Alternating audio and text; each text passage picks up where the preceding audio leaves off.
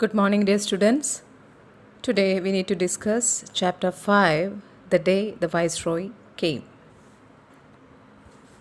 The chapter is written by R.K. Lakshman, who was an Indian cartoonist and illustrator. He created the daily comic strip You Said It, which chronicled Indian life and politics through the eyes of the common man. Lakshman wrote numerous short stories, essays, and travel articles, some of which appeared in The Distorted Mirror. He also wrote the novels The Hotel Riviera and The Messenger, and an autobiography, The Tunnel of Time. Gopal is the central character of the story. The story and the happenings are related with the boy who shares his experience on that special day of the arrival of the Viceroy. Gopal was very much excited to go to school on that day, as he was dressed up in brown coat which he used to wear on special occasions. All the children in the school were very much excited that day, as they were also in their best clothes. It was the day of celebration. The Viceroy of India was passing through their small town. They were ready to receive the great personality.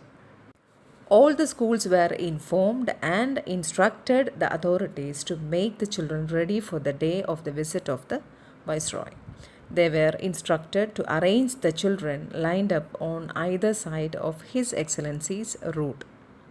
The headmasters and the teachers were in nervous fear because they feared about something might go wrong in their arrangements on the great day. Gopal was also very happy and excited without being aware of the importance of the day. He joined with his friends to celebrate the occasion and enjoyed the cheerful mood of the school. All the children were arranged according to their size, and the better dressed got up the place in front of the row. The drill master was marching up and down in a serious manner that he was supervising an army parade. The headmaster inquired to him each and every minute almost about the arrangement and all. But 1 hour passed without happening anything. Children started to get tired, especially because it was very hot. Gopal was bored, and his attention turned towards a big black ant that was crawling up his leg. As he was very much bored up with the situation, he began to play tricks on the ant. He was pleased by the movement of the ant. When the ant seemed so angry, Gopal was worried and hurriedly gathered a handful of sand and poured it all on the attacking ant. But after some time, Gopal felt a mixture of victory and sympathy towards the ant. He picked up the ant on a twig.